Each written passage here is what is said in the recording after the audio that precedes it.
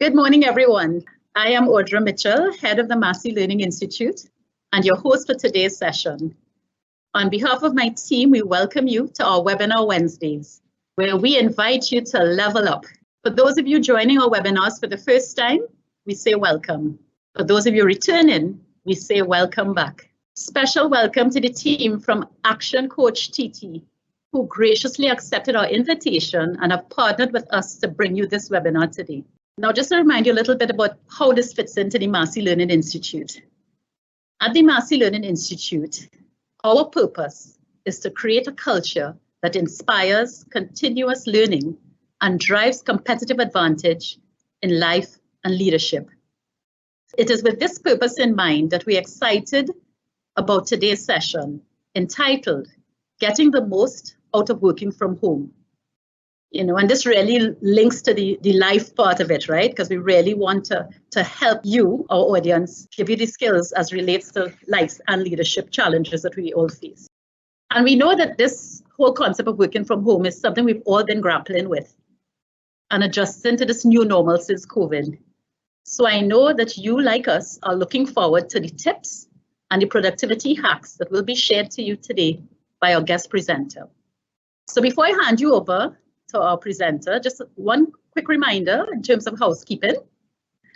Our presenter will do her presentation, and at the end of it, we'll have a 10 to 15 minute Q&A segment. Now, we know many of you will have lots of questions, so what we want to suggest is that as you start to see the questions coming in, and we will open up the queue a little later on, if there's a question that's posted that pretty much covers what you wanted to get, that you wanted to ask, you just put a little like on it, so that we'll see based on the number of responses to a particular question asked that we need to focus on that. All right? So let me introduce to you our presenter. It is with great pleasure that I warmly welcome our presenter today, Dr. Indira Couch, CEO of Action Coach Trinidad and Tobago. And it really is a pleasure for us because you'll see a couple of things here. So let me quickly tell you about Dr. Couch. Indira is the only engaged and group coach in Trinidad and Tobago, and she's been Rookie Coach of the Year 2019 and has been ranked in the top 5 global coaches of this program. She's also a certified business coach, a John Maxwell certified leadership coach, speaker and trainer, an accomplished business professional who gets results. And when you meet her and you see her, you will see why. A successful business owner and qualified business professional. And I'd like to add a very passionate individual who's full of life and just a joy to be around from my interactions with her. So it is my pleasure to hand you over to Dr. Indira Couch, getting the most out of working from home. Indira? Wow, Audra, what an honor and a privilege to be here today and to be able to share with all of you. And what a fantastic introduction, Audra. Thank you. I got a bit teary-eyed there. You're most welcome. Thank you very much. That's really, really lovely. So I have a very interesting past and I have a lot of experience. I've run my own businesses and several businesses and sold them and decided to share what I know through Action Coach, which we're a global company. So this is what we do for a living. We study how to really make the most of our time, how to be most productive, how to get the most of our teams, how to help companies get more profits. And so here I am with you today. I want to share everything that I know with you in terms of what you need to do to optimize your time right now in this crazy environment that we're all in, which has all been just recently changed in overnight. I mean, all of us are going through this. I mean, some of us used to work from home. I mean, I know I used to work from home sometimes, but at least had the option to do things differently. And it has been really, really testing and really, really difficult and very, very challenging for many of us. So a couple of the things that we see are happening. So this really dramatic shift that has really impacted us in a serious way. All of this technology, all of a sudden, we were kind of taking our time getting to know things now. Dramatic, oh my God, I need to know how to use Zoom. I need how to use a noise control headset. I need to do this. I need to do all of the online tools. Our mental and emotional and physical well-being. I mean, how do we take care of that? Being in the confines of our home, And, in some situations of people not even being able to go outside. Working from home with the entire family, suddenly it's gone from you to like 6 people, everybody in a small space. Homeschooling, we've never even tried to teach our children. When we did last try to teach them, we wanted to kill them because we're like, no, I can't do this. So what's also happening is the work-life harmony. My team, for example, who was saying to me, oh my God, I don't think I stopped working, which is what happens because you're working from home and then you just continue working. So how do we get over some of these issues? So what I'm going to share with you today is really about time. And time, what I want to share with you really is about how we invest our time, and it's really the key to our success. Because a lot of people come to me all the time and they say, Indy, I want to manage my time. I want more time. I want to not work 60 hours a day. And I say to them, well, that's really good. But guess what? There are 24 hours in the day. We can't actually manage time. What we can do is we can manage our productivity. And what productivity really means is getting important things done consistently. So what I want you to take away from today is really about 3 things that I'm going to focus on with you. So 3 areas, and I want to just position it up front now so you can pay attention to these 3 areas, and I'll come back to it at the end as well. 3 areas of focus that you need to take consideration to in order to make an impact in optimizing your work from home. And these 3 areas of focus are self-mastery, planning mastery, and delegation mastery. And I'm going to share a little bit about all of these with you. So one of the things that I want to go into a little bit is productivity. And of course, we all know, we just spoke about productivity because it's really a lot of what people say to me is not about time management so much, but it's more about how they manage their productivity. Now, what is the number one enemy to productivity? And if I could have asked you, because I normally ask a group of people what this is, I'm sure all of you will know this right now, but the enemy of high productivity is distractions.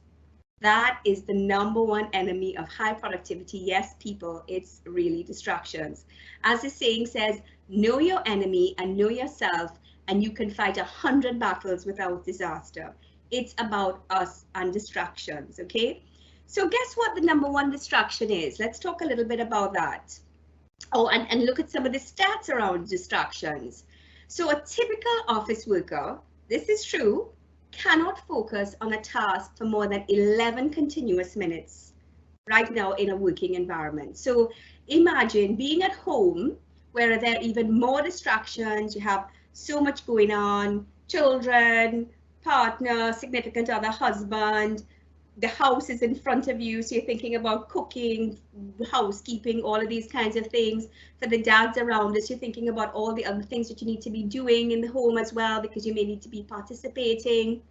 And no matter what tasks you are distracted from or what form the interruption may take, once you're interrupted, your brain actually needs about between 11 and 25 minutes to get back to the original task. And this is an actual fact. And I fought this battle with many people because they fight this one because they love to say that they're not distracted and they can get back to what they're doing, but it's actually proven to be a fact. It takes between 11 and 25 minutes to get back to that task. And what happens with us is that the more overwhelmed we are, the more we tend to search for a convenient distraction, right? Come on, I know you're all nodding and going, yeah, actually you're right. Because the more distracted we make ourselves, the more likely we are to get distracted. So we're overwhelmed, we look for something, oh, I need to do this, I need to do that, oh, I shouldn't really pay attention to this right now, because we find some reason why we can't deal with that specific thing. There are many distractions, many, and I can go into many right now. And in our homes right now, we are probably experiencing a number of different distractions. But let's take a look at the major ones and how we can combat them. Ta-da!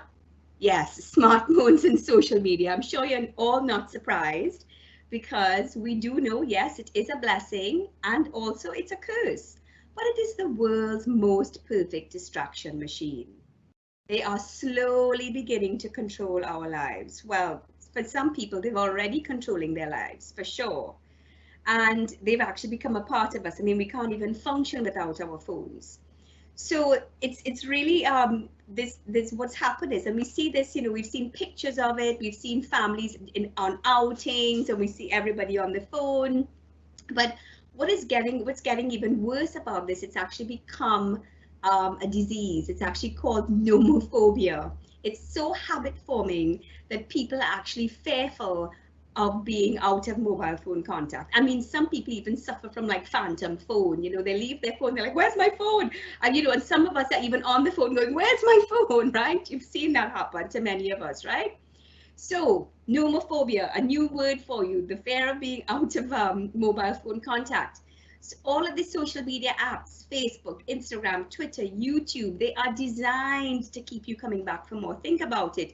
You want to see this, you want to this, you want to like this, somebody likes you, you get, oh, a little release of dopamine. Oh, somebody was paying attention to what I was doing, so you feel good about it. So you keep going back for more.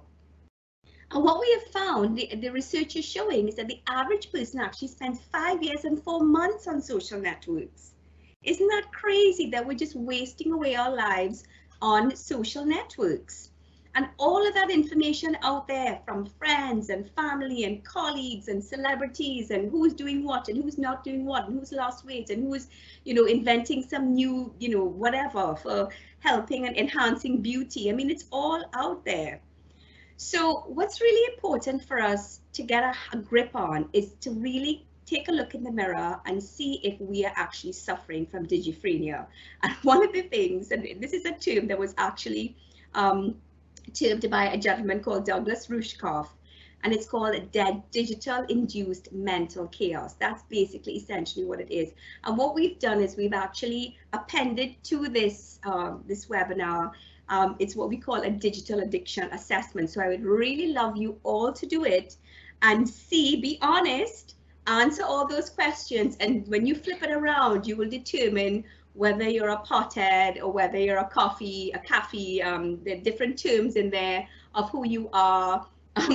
You know, and I'd really love to hear back from you if you get a chance to do it, even if not today, but you can always reach out to me and let me know what you think.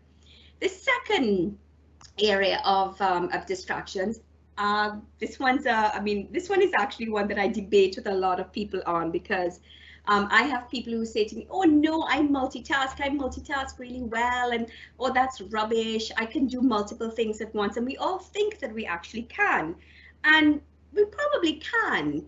But guess what? If we are taking a call while working on a document or talking to a client while we're crafting an email, we're much more likely to make mistakes. And it's the same at home. If we're dealing with your kids, doing something on your computer, answering the phone, it's the same thing. I mean, even think about it, even when you're cooking. If you are listening to a book when you're cooking, I tried doing this. I can't hear the book because I am focusing on what I'm doing. Otherwise, I'm going to burn something, right? Or not pay attention to something, especially if you're following a recipe. Now, it is not possible, it is not physically possible to run two cognitive processes at the same time. And if you don't believe me, I would urge you to do the research, because there's a ton of research out there. What we're actually doing is switching.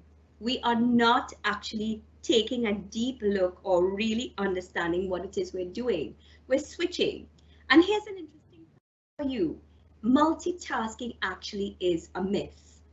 And what really typically happens, and then this one is actually a little funny, but really not funny, is that according to CNN, when you are stoned, your IQ actually drops 5 points. But when you are switching constantly, your IQ drops 10 points. So there are a lot of people walking around out there baked out of their heads because their IQs have dropped 10 points. Think about it. Sometimes you even feel like you're in a bit of a fog, and we think we're actually feeling overwhelmed, but it's because we're switching with all these distractions, right? So what happens when you multitask? You miss key details, you have, you know, all manner of problems on your productivity and the success of your outcomes, and you get very stressed out, you get very overwhelmed, you take it out on yourself, you take it out on your family, you take it out on your kids. And what is the other thing about multitasking is that unfortunately, we've lost the ability to concentrate and stay focused. because our brains are not focusing. And as you know, with any muscle, because our brain is a muscle, if you don't use it, you're going to lose it. So we're finding it more and more difficult to concentrate. Okay? So here's the real news, guys, is that we actually reap what we sow. We are the ones that allow these distractions to permeate our space. It's nobody but us, right? And these distractions are inevitable, but it is what we choose to focus on that makes the big difference. And that's it. The choice comes back to us. Who is to blame? Who is the only person to blame right now? Yeah, it's you. That's reality. It is you. So let's take a look at self-mastery, and let's take a little bit look at understanding what are the key things that we need to take away from here. So one of the things that we believe in Action Coach is that we have a formula for life success. And a lot of people come to me all the time. And in this case, Audra came to me and said, Indy, can you do a webinar first? Because I want to really empower our teams with information, knowledge, understanding around how they can optimize their time working from home. So I said, okay, great, that's what you want to have. And so a lot of people go away and they do lots of things. They'll go and do a course, or they'll buy a conference planner, or they'll, do some things to help them to be more productive at home. And that's all really good. But the most important part of this shift for being able to optimize your time and how all the things that you need to do working from home to get the results you want is not necessarily what you need to do, but it's more about who you need to become. And this is really, really important, because who you become and level up. So it's a perfect way of, in the webinar, we're all leveling up. What do I need to do to get out of my own way? What is it that I am doing that's holding me back? And what do I need to do differently from a behavioral point of view? So where do we start with this become? How do we get this shift? Everybody always asks me this, and I said, okay, let's go right into it. So what really happens, this is what we call the identity iceberg. And as is the example of an identity iceberg is that you see the majority of the iceberg above the water. Well, it's the same with us. So you see me, my behaviors will affect my decisions will affect my actions, and my actions will affect my results. So let's take an example with the pandemic recently. Because there was so much fear and uncertainty and doubt, people got into panic. And when they started to panic, they made really poor decisions. So what did they do? They went out and they bought like hundreds of rolls of toilet paper, and hoarded and freaked out. And also, it caused discrimination. So what happens is so what you see above above the iceberg, this is you. Now, if you want to change the way you think and change the way you are and change the environment, let's say in your home and you're working from home, so you want to get a better result working out of home, it all starts with you. But what you have to do is think about working what we call below the iceberg. And the first place we start is with the environment. And we start with the physical. So in the case of working from home, with our physical, these are the things we need to make sure of. We need to make sure that we have the proper physical changes, that we need to take, whatever we need to do to optimize our environment. Maybe we need to have a space that we designate as ours. We need to sprinkle, we need to organize, we need to create that area. That is our little office space. We need to make it ergonomically comfortable. We need to make sure we're sitting properly. We need to make sure, one of my colleagues did a webinar the other day, and she was showing our team that you could even use a little ironing board, as a kind of stopgap if you didn't have a desk to put your laptop, and so you could move it up and down, right? So you could come up with lots of little things you can do, and there's tons of things online that you can look at. Physically, how you feel about yourself physically, waking up in the morning, getting dressed because you're going to the office, dress as you're going into the office, instead of sitting in your pajamas. A lot of people say, oh, I don't mind sitting in my pajamas, but for me, physically, I feel so much better when I'm dressed as I'm going to the office. Making sure you get exercise, making sure you get that fresh air. That's really, really important. And taming the phone. taming the phone and that social media and that email. So that's a physical thing as well. Put the phone on do not disturb. Limit the number of apps on your phone. For me personally, I've actually done an insane productivity course many years ago. I don't do Facebook on my phone. I only look at LinkedIn because that's the only one that's really important to me, because I'm really concerned about what I'm feeding my mind. And we'll talk a little bit about that. So the point is that get really clear about the phone and what you need to do. If you call my phone, for example, that's one of the things I learned from my insane productivity course, you will get a recording that says, I do not take calls. If you would like to reach me, send me an email or a WhatsApp message. And the only persons who are able to reach me, because my phone vibrates, are those people who are really important to me, my top clients, my family, and that's a very small group of people, but I don't take calls. So when Scotiabank is trying to call me, I don't answer the phone, okay? So the other part we need to work on is, so that's the physical. The second part is the people part. So, okay, how do you behave, or how tough are you on those who undervalue your time? It's really important to surround yourself with people who respect and value your time and behave accordingly. And by the way, have you positioned your expectations to your family? So have you had conversations with your family about what it is that you're doing and your time, and how is it possible for them to respect your time and to be mindful about your time because you're working, okay? And being mindful of the language that you're using as well with your family. And we'll go into that a little bit more when we talk about, you know, how you're creating the shift in your mindset.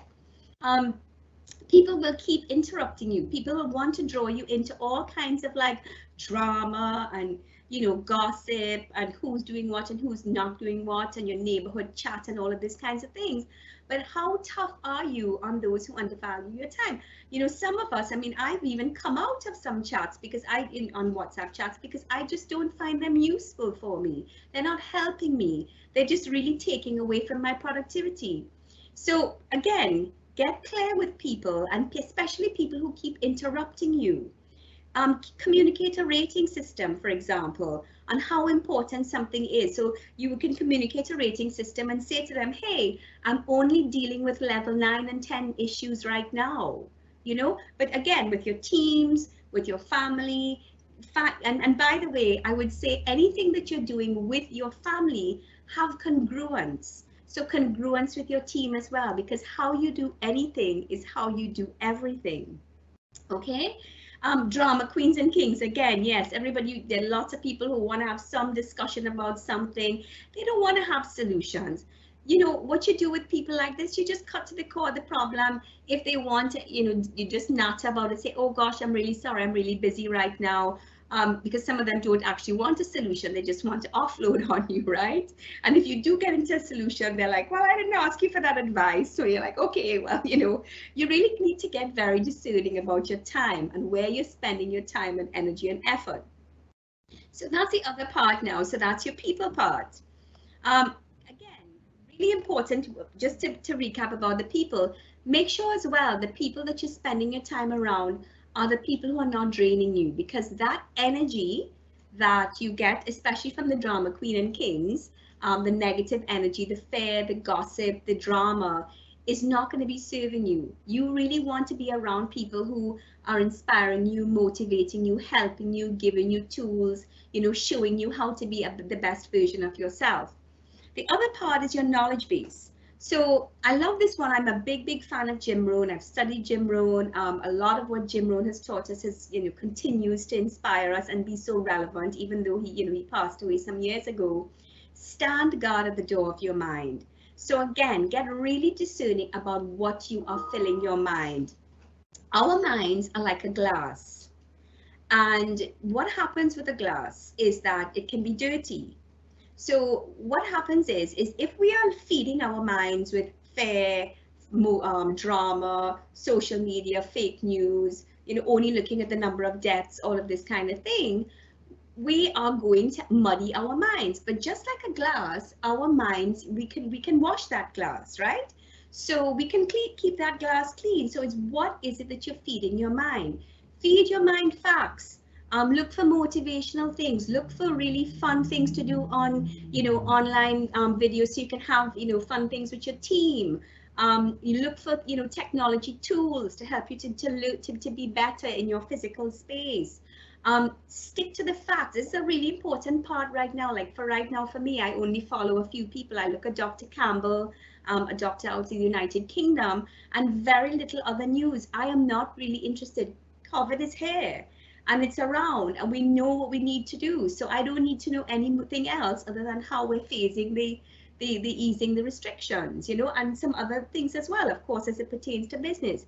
But again, get clear on what it is you're feeding your mind, because that is really, really important. And like I said here, make sure that it's helping to give you a positive impact in the results.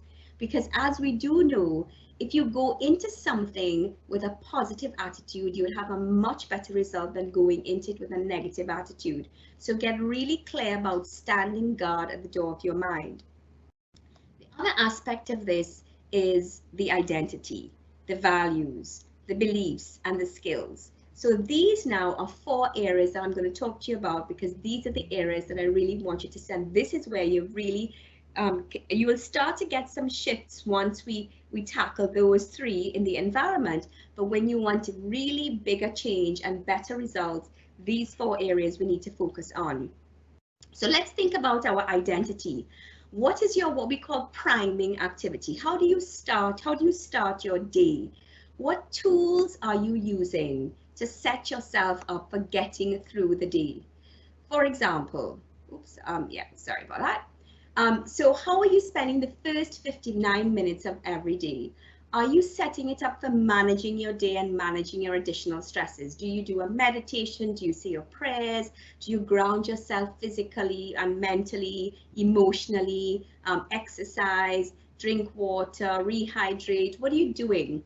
Do you have a mindset kit for when the going gets tough? Because when you're under pressure, do you have something that you reach into, whether it's breathing, prayer, getting rid of the thoughts in your head? You may even have an accountability coach or someone in your organization that you may call, or a mentor or so, who can really help you to reset your mindset, because how you see things and how you see a situation is going to ultimately lead to your success or your failure.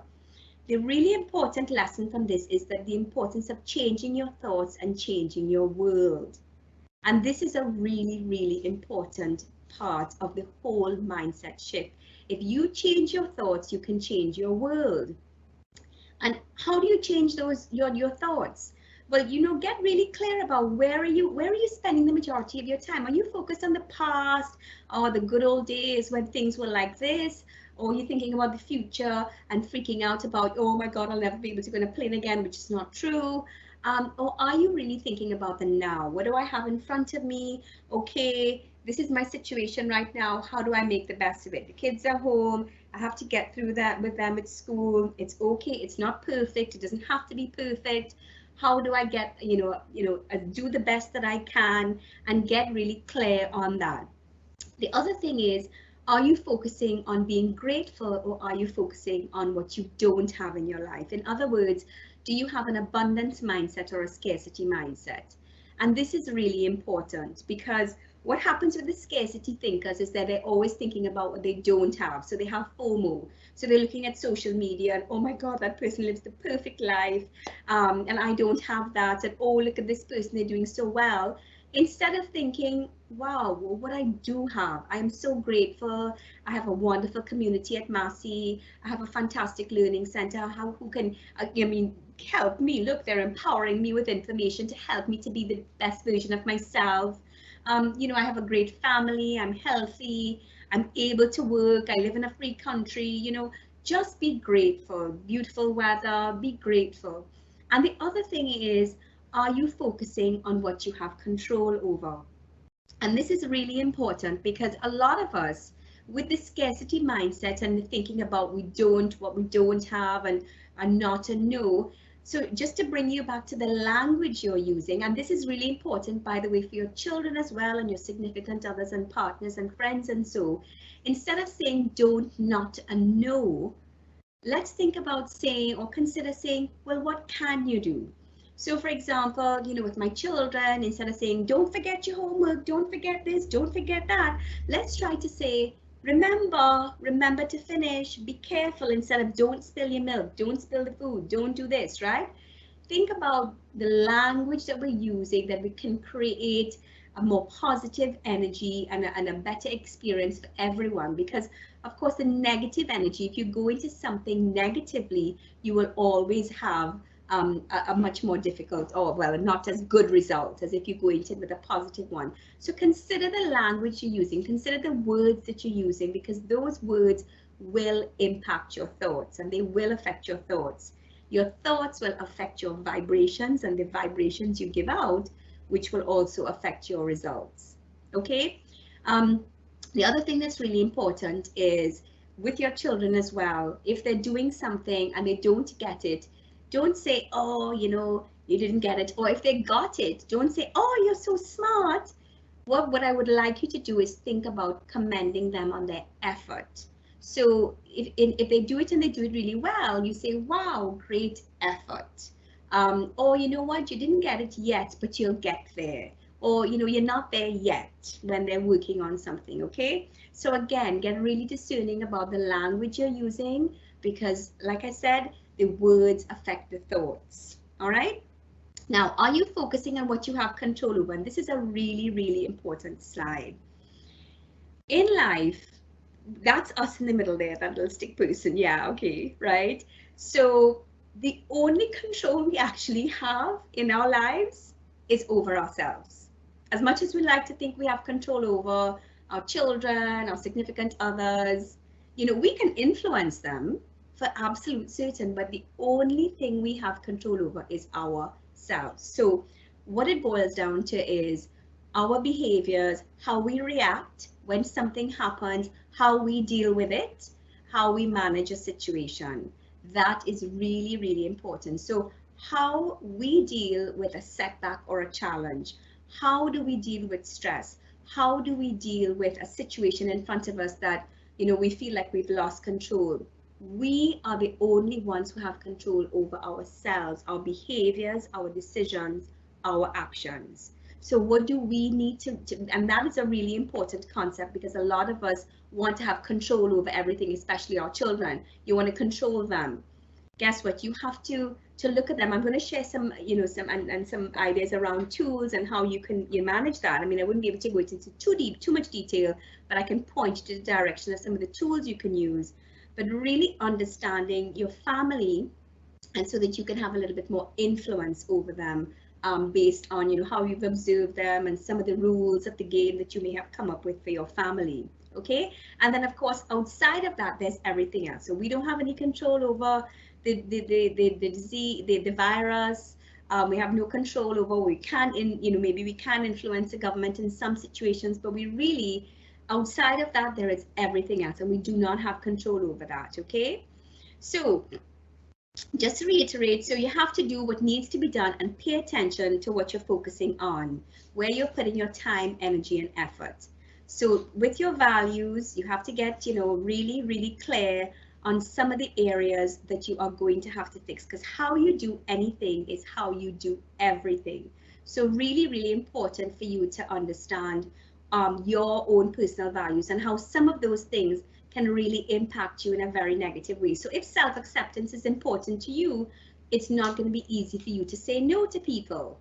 And you're not going to be able to say to people, hey, I really need to go, because you're worried about what they think about you. So think about some of the values, which are the things that you hold to be important that are holding you back, okay? Because those things can really get in your way. And how tough are you on yourself? Because you really need to probably be a little bit more tough on yourself, okay? The other thing is beliefs. So what beliefs are holding you back? What's the head trash? What is that stuff that, oh, everything has to be done so perfectly, or else it can't be done properly, or, you're not open-minded, or you may not have the adaptability, some of the things that you get very rigid in the way that you do things. What are those things that are holding you back? Because in this situation, you're really going to have to adapt an attitude of prioritizing progress over perfection. Many of you who know me or may have seen me speak know that I always come back to. You do not have to do exceptional things to get exceptional results. Just take a few things and do them really well, and you can get really amazing results. You can use the DISC, by the way, which is a fantastic behavioral assessment for yourself and your children, and it will really help you to understand how you're showing up and how those strengths can also be your blind spots. So some of the areas you may need to work on that really are holding you back, okay? And learning to see the setback is actually an opportunity for you to grow and learn. So see the growth opportunity in there. So let's jump right into some skills now. So it's important to develop your skills. And we have shared a lot of those tools with you. So what we actually did is we've given you some tools to help you to understand how to prioritize and how to get more disciplined in planning and in delegation. We'll talk a little bit about that too. So we sent you the time log. It's basically a time block study. And what I would like all of you to do is to start logging what you're doing with your time. And then take a look at it and see what are the 4 Ds, which is what we call what you should be doing, what you should be delegating, what you should be deferring, and what you should be dumping. You should also have a communication strategy with your children at home for this time. So for example, you might want to have some red lights, like so say, okay guys, red light means I'm not available, don't disturb. Yellow means you need to check with me, and green means it's okay. You know, so you may want to have some kinds of things like that that help your family to understand, you know, your areas of priority. So when you do your time block study, use it, and you can use Covey's time management matrix here, which is really great to understand. Again, the firefighting is what you should be doing right now. The number 3 is actually what you should be delegating. Number 2 should be what you should deferring. Now, deferring means it's important, but it means you need to schedule it in. And the number 4, which is the time wasting, you really need to dump it. You need to just get rid of it, okay? So doing, delegating, deferring, and dumping, really important. Check to see which zone you are in when you do your time study. Another little important tip, eat that frog first for breakfast every day. Brian Tracy's book, which, you know, it basically says, do the most disgusting, the most difficult thing first when your energy and focus are at your peak, the one that you're dreading. It gives you the momentum to push things through. Another technique that I've learned is the Pomodoro technique. So when we go to the default diary, which we are going to in a bit, because I would encourage you all to develop default diaries, not just for yourselves, but your children, do 25 minutes to 30 minutes followed by breaks. You can look at the Pomodoro technique on YouTube. There's lots of videos there. Important to take brain breaks, and these brain breaks should involve deep breathing, where you're oxygenating your brain, hydrating your brain. You know, 70% of our brain is comprises of water, and it should involve some movement as well. You could also think about, you know, reserving TV time for your children to do your conference calls or video meetings. And so remember, don't major in the minor, to focus on the high value activities and think about your time as an investment. Planning, really important to plan. And always important to develop a plan that is actionable, because a lot of people love planning and then they just, you know, don't know what to do. So let's create a default diary. And again, we've given you a sample. And the default diary would be something you do for yourself, but you'd also do for your family members as well. Making sure, for example, that they stick to it, and even giving them rewards for sticking to it as well.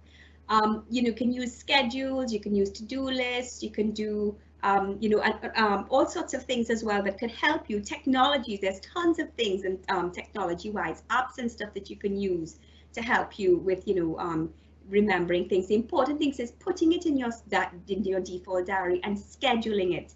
I cannot say this enough. Make sure if you're putting something in your diary, even is to talk to someone, that it's actually scheduled in your diary. You get a reminder from it, because we get busy and we may not see it. So make sure that it pops up and it reminds you. Making sure that you're having agendas for all meetings, and you're really establishing rules of the game for online meetings. So you need to see people, you need to have the video on, no eating, you know, whatever, you can have water to drink, etc. And those are the rules of the game. Really important as well, another productivity hack is don't finish the day until you plan tomorrow. Really important to do this. Jim Rohn taught us this, and Jim Rohn says our minds are not laundry lists. So you really want to get it out, know what you have to get done, so they can start knowing what you need to get done the next day. And plus you'll actually sleep better if you do it. So a sample here of a default diary and what one looks like. So really important for you to take a look at that. The other one is delegation. And when you do your time log or your time block study, you'll be able to find out what things you need to be able to delegate. And what you need to do is you need to be able to eliminate the needs for doing those things that really cannot, that are not your high value activity. And a lot of this also starts, just as we said in the mindset, has to do with us, because a part of the problem is us being able to delegate. And a lot of that, when I talk to my clients and you know, try to understand, it has to do with themselves. They really don't know how to delegate. So really important to understand how to delegate and then to find a system to delegate. So here are some rules of delegation. Very simply this, that you must be able to know how to do the task well. You must be able to, when you're delegating it to the person, that you are doing it and they're watching. While they're watching you, they're creating a system, a flow chart, they're even videoing you. My team actually video me. And by the way, I even delegate tasks like using the washing machine, how to wash up dishes, how clean the kitchen should be for my family as well. And I actually send them videos. Anybody who comes to my house to stay gets 4 videos with the Wi-Fi password, how to use a coffee machine, the washing machine, and how to get into the house. So, you know, try and systemize as much as possible. And when somebody you're delegating something, get them to make a checklist, flow chart, video, perfect. Then you do it together, you observe them, you give them feedback. But the most important part of this is checking in. What is the accountability and check-in? How you're checking in with the person and testing and measuring and giving feedback, okay? So important to create systems. If you do a task without writing it down, you're destined to repeat it for the rest of your life. And what it really boils down to with systems is a very simple formula, which is systemizing routines and humanizing exceptions. So anything that you're doing repeatedly, you can create a system for. And then, of course, there's always the part that, you know, time you want to spend with them, you know, like with your family, you can't systemize that because you have to humanize that. Of course, you want to spend the time with them. So what I would like you to think about right now, and if you can write these down, is what are the 3 things that you may need to stop doing given all of that? What are 3 things you need to start doing? And what are 5 things you need to continue doing in all of the areas of self-mastery, planning mastery, and delegation mastery? Okay?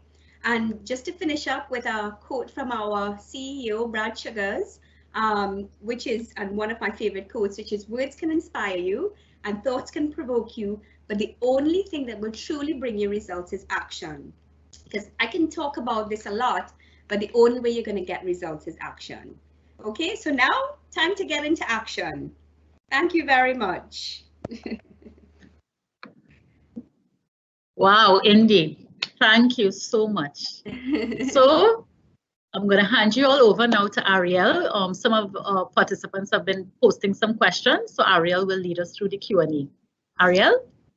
Okay, so hi everyone, good morning. Carl has asked, and a lot of people have liked it, what advice do we give to the person who cannot afford to have a dedicated workspace? You cannot afford to have a dedicated workspace? Yes. Okay, so is there any area, meaning that you share an area that it's, I mean, I've seen lots of things, by the way, online. I've seen people use, you know, in New York City, I don't know if you've seen these online, but I've seen people in New York City with, like, you know, 3 foot by 3 foot spaces, and they've been able to just do amazing things. They put like little kind of what you call those things, the things to block, like barriers, you know, things. A screen.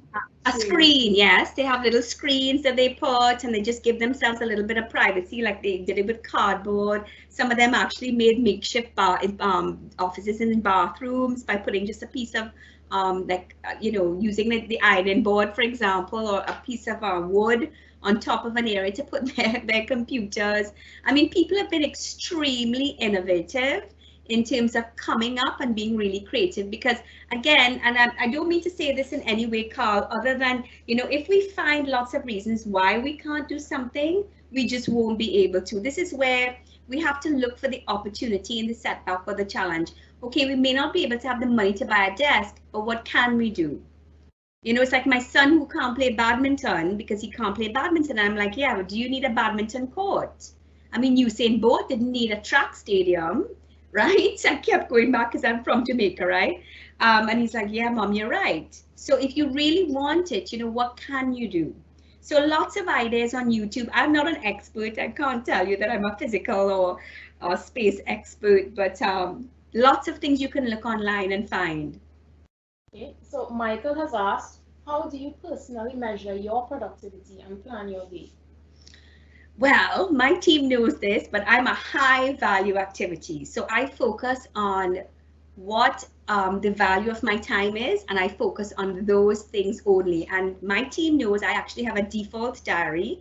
So every single hour of my day. Now, by the way, this did not happen just like that. This took years of practice. So if you, and again, my motto is you don't have to do exceptional things to get exceptional results. Just start off with a few things and do them well. And this default diary I've developed over the years. But I focus on all of the things that are most valuable to me. Like this, the sort of thing that I'm doing here right now, my team can't do it for me. It's only me. It's my bandwidth, my experience. So I focus on my high value activities and I build out that default diary. And that's how I really optimize my productivity. Okay, this one was sent anonymously. You are dispelling the old grounded belief that multitasking is counterproductive. How do you change this culture in the workspace, especially when multitaskers would have seen results or productivity in the past? So I would say that if the multitaskers are getting results, I would recommend that they take a look at doing some tests. It's one of the things that we didn't get a chance to do, but there's some really great videos on YouTube, and one of them is an exercise. And I guess we could probably share it with them. But if anybody, in fact, I actually did this with a lady who was adamant that she was a multitasker. So I said, okay, no problem. You remember, Ari? And we showed her the video. She could not tell me one thing when we asked her the answers to the quiz. So what I would do is, if you think you're an expert multitasker, go ahead and do some tests. There's some stuff on YouTube, and Ari, you can send it to Audra, and maybe she can share it with the team. But it is actually proven, and I hear what you're saying. And if you think you've gotten some results, I can guarantee you, if you recognize that you focus on not multitasking, but instead of the switching, you will probably get 30 times the results that you're getting now. So this one is more. This one is from Vandana. Indira, hi, and good morning, everyone. How do you find a balance of being assertive but not coming across rude? Oh, that's fine. It's all in your language, Vandana. Vandana, yes, it's all in your language. So, you know, it's really about, again, how you position something and what you say. You know, somebody's calling you, you know this person is a time vampire, they're draining you. Oh gosh, I'm really busy right now. I'm so sorry, I can't speak to you. I have to really go. Oh gosh, can we carve out some time to deal with that when I have a little bit more time? I mean, it's really around your words that you're using, your body language. So it's always really three things. It's the words, the tone, and the body language. So just being mindful of the words you're using. Again, you don't, I mean, of course, when we're under pressure, we could suffer from foot and mouth disease because you just want to like tell the person, but that's where we have to grow, and it's about who we need to become to be very mindful of when we're under pressure, the kind of physiological changes or the triggers that we get, and how we manage our conversations. Like even this morning, I was under a little bit of pressure. My husband's coming to say something to me, and I'm like, can you just give me 1 hour? Remember, we're doing the webinar. Oh yes, sorry, I forgot. Do you understand? So again, really getting mindful of the language we're using. And you know what happens to us as well? We tend to be making machines. There's a bit of static. Is there a bit of static, or somebody's not on mute? All right. So yeah, so there's a lot of things I can go into because it really boils down to us. Sometimes we tend to be meaning-making machines, so we put a lot of meaning in things. Okay, Carl again, but it's a good one. You have a scenario where you are dealing with an important work-related issue. Your child has a crisis with his or her schoolwork. How does one deal with this and create a win-win situation? So your crisis is in work and your crisis is in with your child. Yeah. So Carl, what it really boils down to is you have to do a very quick assessment of which one you actually have the most control over. And that's really what it comes down to. So if your crisis with your child, I mean, again, I would have to know the situation. This is where your assessment skills would be really critical here. For me, with my children, I'm trying to think, unless it's an exam related or a project related or something, if mine is directly related to the income of my company, an important deadline driven, or something that's going to affect somebody's life, it's life threatening, I deal with it immediately. Like I already know, I have a filter in my head. If it's going to affect a life or somebody's, value of something or a company, I give it really important priority. But if it's because my son's online thing wasn't working, I would say, well, you know what, it's okay, let's figure it out, because stuff happens. So again, it's for us to make a proper assessment as to what is the most valuable thing that is important to us in our lives. It's a very personal choice. Another anonymous one. What tips can be applied when the children are infants or toddlers? Well, I've had 2 toddlers and I ran a business, and luckily, we didn't have a pandemic. I got my children into routines very early. I believe in structure. I believe in, and I've always been very structured with them because I don't know, I guess I think I read it in a parenting book or something. I used to subscribe to parenting.com, but always, that this was done in a particular way. You had breakfast, you'd have a nap at a certain time, even if they didn't want to have a nap, but you had quiet time or you had downtime. I did a lot of communication with my kids. I also know that I had to keep them busy physically because they needed to get tired, so I'd wear them down, make them running up and down or do jumping jacks, 100 jumping jacks, because they love doing like little things to kind of keep you entertained. But yeah, so with toddlers, you know that they have a routine, work around their routines.